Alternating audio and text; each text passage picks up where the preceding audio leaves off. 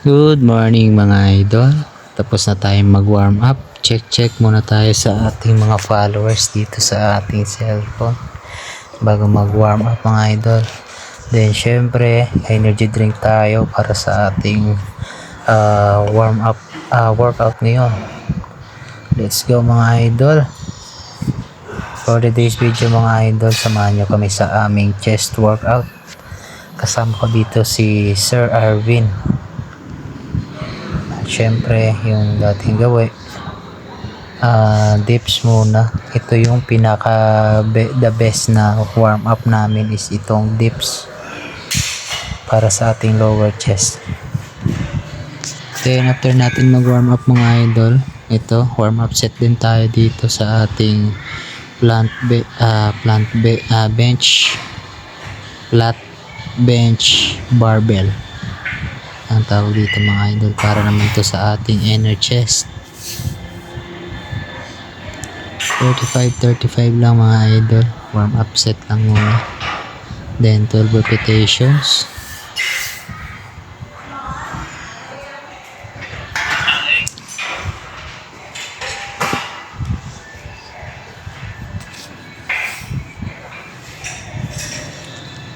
Bali yung ginawa ko dito mga idol, pagkatapos ko dito mag barbell, sinabayan ko na rin siya ng compound push ups para sa ating pang flex ng chest. At yan, syempre mga idol, dagdag tayo ng weight sa ating barbell. 50 pounds mga idol, konti lang para sa ating workout set na to. Baling ginawa ko na dito mga idol kasi medyo mabigat na, close to failure na lang. Then syempre tamang balancing lang, tamang form. Ayan. Tapos mga idol, kung medyo mabigat na, gusto nyo talaga ng mabigat, pwede naman tayong magpa-spot kahit konti lang para lang maangat natin, para lang makapunit tayo ng muscle mga idol. Ayan. Ayan ang advantage mga idol pag may kasama ka sa gym. Meron kang spotter at the same time may kausap ka sa gym. Ganun din kay Sir Arvin, bali 25 pounds, 12 repetition din, tapos 4 sets.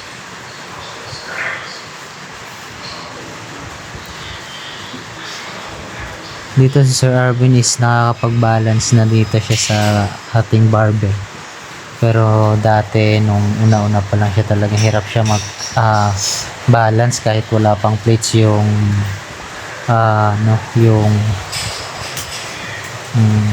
yung bakal na yan, tawag dyan, kalimutan ko.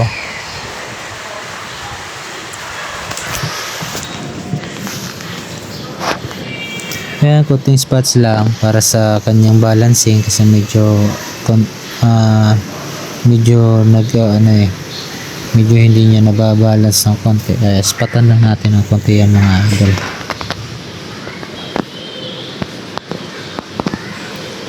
Shoutout sa ating mga followers dyan na nanatili mga idol, at shoutout na rin sa ating mga grupo dyan sa THD Nuancia. Shoutout sa inyo mga idol, at shoutout na rin sa ating mga ka-gymmate dyan sa Tuting Gym. Shoutout sa inyo mga idol, at shoutout na rin sa kay Coach Richie. Shoutout sa iyo coach, thank you palagi sa mga guide. At dito nga mga idol, last sets natin ito para sa ating barbell, flat bench barbell tawag dyan. At dyan spot tayo dito kay Sir Arvin kasi medyo nabibigatan ako dito kasi hindi naman tayo gaanong malakas mga idol, kaya trying hard lang din ako minsan. Minsan ego lift din ako para at least makapunit tayo ng muscle, pero dapat may spotter tayo mga idol.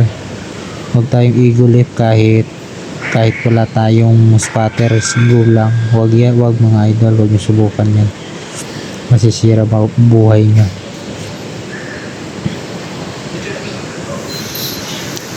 At yan, syempre, tapos na ako dyan sa flat bench press na barbell.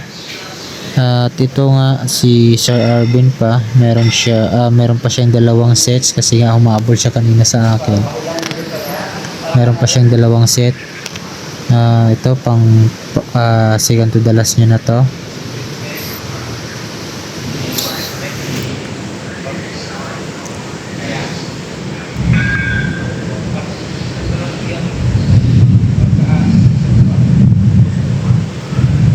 Kaya mga idol, kung napapansin nyo, medyo malaki yung tiyan natin dyan. Kasi nga hindi tayo masyadong nagko-core pa. Pero at least musundot-sundot tayo sa core. Pero balang araw mga idol fokusan natin yan para sa ating abdominal. Hindi kasi ako masyadong hindi ko siya masyadong pinofocus yung workout ko sa abdominal.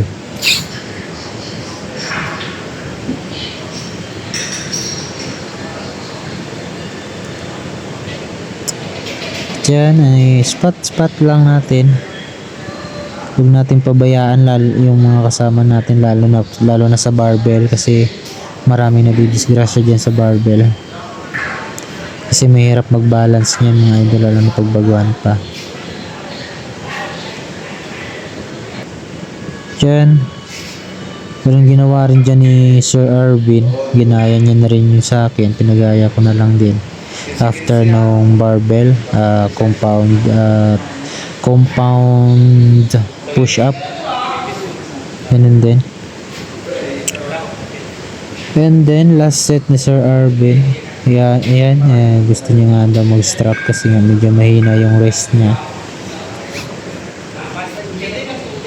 kaya pinagamit ko na lang muna sa kanya yung strap ko. Last set ni Sir Arvin to, max niya 35 pounds. Syempre spot pa rin natin to, konting spot lang yan.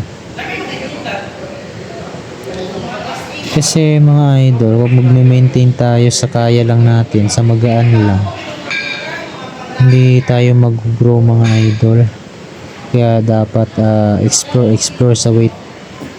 Dapat tinatandaan nyo yung weight na nabubuhat nyo kada linggo. Dapat mag-grow yun, kumbaga madagdagan. Kasi pag hindi nadadagdagan niya, hindi ka rin mag-grow dyan mga idol.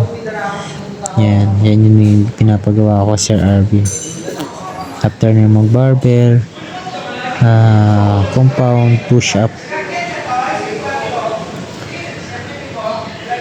Sorry, may last set pa pala si Sir Arvin. Nakalimutan ko mga idol, sorry. Ayan, last set pala ni Sir Arvin, additional ng 10 pounds kabilaan mga idol. Last sets niya.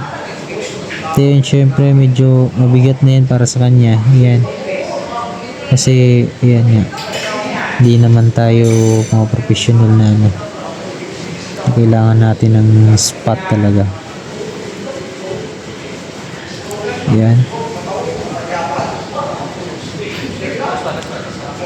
Di baling mabagal, at least may grow. Kumbaga at least nagmo-move. Okay. Then after namin yan mga idol sa plant bench press is incline bench press, incline dumbbell press yung isusunod namin dito mga idol. Ayan. And then shoutout sa aming bagong kasama. Yan yung the dumbbell curl. Bago namin kasama yan. Kakilala na Sir Arvin. Yan, syempre papaturo kasi nga medyo bago lang siya. Tulungan natin mga idol. Kahit konti lang yung alam natin dito sa gym, at least may alam tayo. Turuan natin ng konti kung ano yung alam natin. Ayan. Siyempre yan, feeling coach tayo dyan. Feeling lang. Ayan. Diba?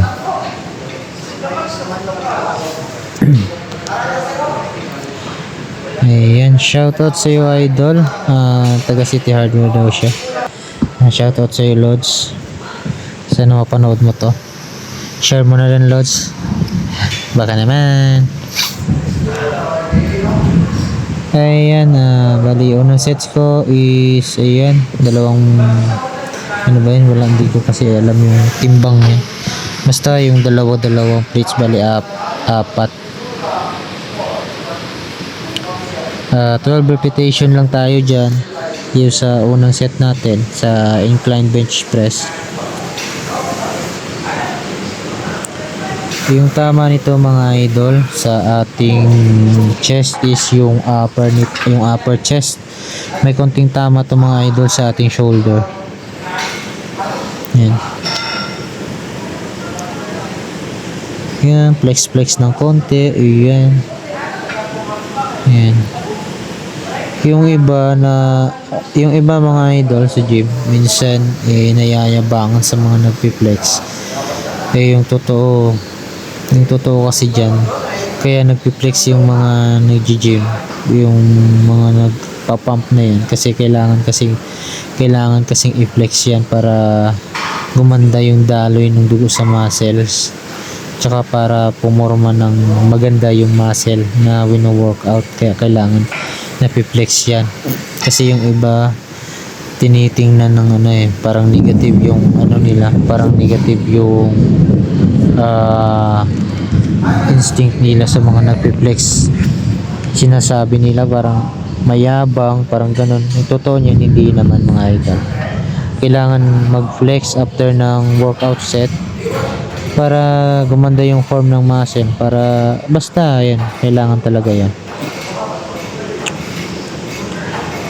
Then second set natin dito sa dumbbell, incline dumbbell press. Ngayon kay Sir Arvin. Ayan kay Kuya, yan yung kasama ko minsan dyan sa gym. Ayan yung naka-block na sando. Shoutout sa iyo Kuya. Thank you so much minsan sa mga guide.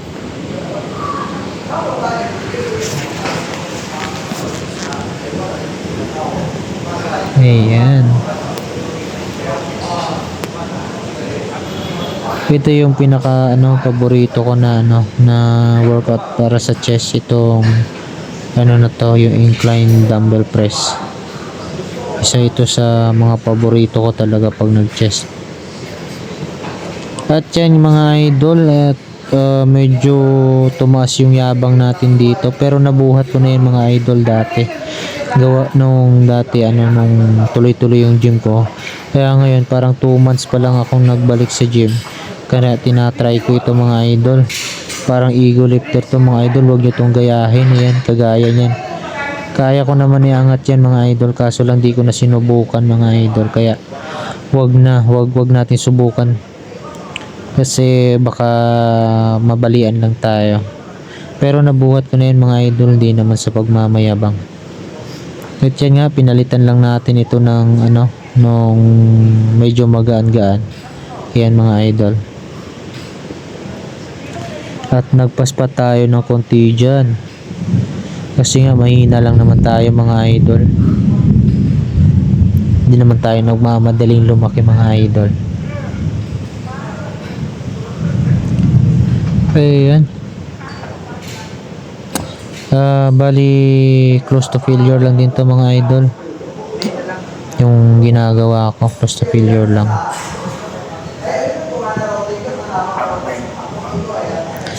At yan, last set natin mga idol is ito yung pinaka last na dumbbell dyan, maliban dun sa huling binuhat ko kanina na medyo nagyabang tayo dun, hindi naman natin nabuhat. Ayan, Last set ko na yan mga idol. Ayan. Nagpa-spa tayo dyan kay Sir Arvin ng konti lang. Kasi medyo mabigat. Pero balang araw mabuhat natin yun ulit yung kanina. Ayan, thank you so much sa ating spotter na si Sir Arvin. Shout out sa iyo idol. Ayan. Ayan, natututo na rin si Sir Arvin sa sa tamang pag-angat ng dumbbell kung mag-isa lang siya. Ayan.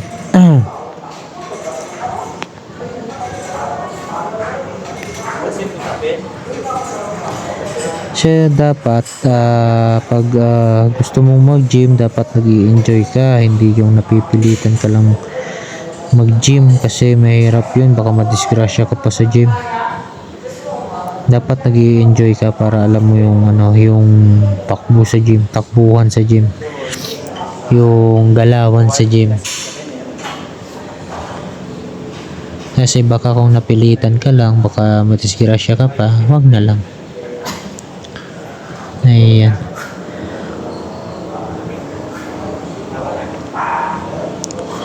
And then last set natin dito kay Sir Arvin is yan nga itong ano ba yan hindi natin yung niya, yung bigat yan kasi wala namang, hindi ko alam yung timbang yan. Basta mabigat-bigat na rin yan. Ayan.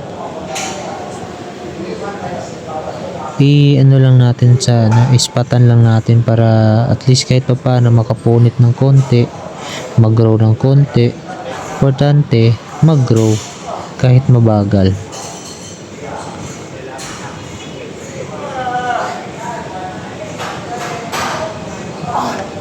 At yan nga mga idol, abangan nyo bukas yung aming shoulder workout. At pakita namin sa inyo yung aming intense workout ng shoulder. At last workout namin mga idol is itong flying dumbbell. Flying cable pala, sorry. Yan yung ayan yung namin, yung last sets namin mga idol. Yan. Ayan si idol, yung yung bago namin kasama. Ayan siya. Ayan. Bali itong last sets ko na rin to mga idol. Ito medyo na yun kasi hindi tayo nakapag dyan kasi nagmamadali na rin kami. Pero sulit na yung chest workout namin. Kasi ginagawa ko tatlong workout lang sa isang muscle every day para lang sa isang araw, sa isang oras na workout. Yun yung ginagawa ko, 3 muscle a day lang kasi mahirap kung i-workout mo lahat, mapapagod ka lang. At yan mga idol, maraming salamat sa inyo. Abangan nyo yung shoulder workout namin bukas. Thank you so much. At abangan nyo rin yung aming bagong kasama bukas na si Idol.